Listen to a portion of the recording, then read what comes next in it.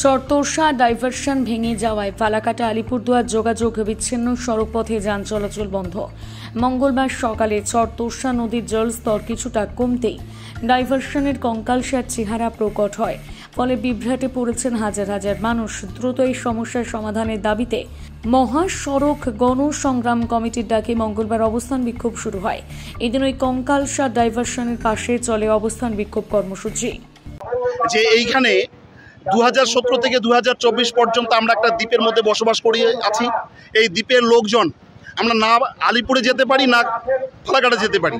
এই দ্বীপের মধ্যে যারা বসবাস করছেন তারা চিকিৎসা থেকে শুরু করে, কৃষকের মেহনতি ফসল থেকে শুরু করে, ছাত্র যুব থেকে শুরু করে, ওরা হাসপাতাল বলুন, কলেজ বলুন, শিক্ষা প্রতিষ্ঠান বলুন, এমনকি বাজারঘাট বলুন, সমস্ত দিক থেকে বঞ্চিত।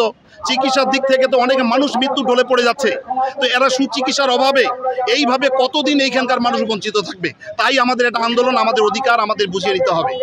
এখানে সমগ্র এইখানে রাজ্য সরকার হোক এবং কেন্দ্রীয় সরকার হোক, সমস্ত সরকার যখন ভোট আসে, এরা ভোটের সময় উদয় হয়ে এসে মানুষের সম্মুখে এই সমস্যার কথা বলে, আমরা ক্ষমতায় আসলে এটা করে দিব, ওটা করে দিব। কিন্তু ক্ষমতা যখন পেয়ে যায় এখানকার মানুষকে তারা ভুলে যায়।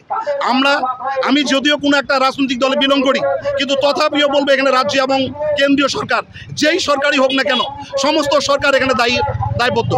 আমরা ভারতবর্ষের স্বাধীন নাগরিক, আমাদের স্বাধীনতার পরিপ্রেক্ষিতে আমাদের এই সুগম পরিষেবা দিতে তারা বদ্ধপরিকর। আমরা সেই সুযোগ পরিষেবা থেকে কেন বঞ্চিত, এটার জবাব রাজ্য এবং কেন্দ্রীয় সরকারকে দিতে হবে। আমার নাম হচ্ছে দীপক রায়, আমি গণসংগ্রাম কমিটির সেক্রেটারি হিসেবে আছি।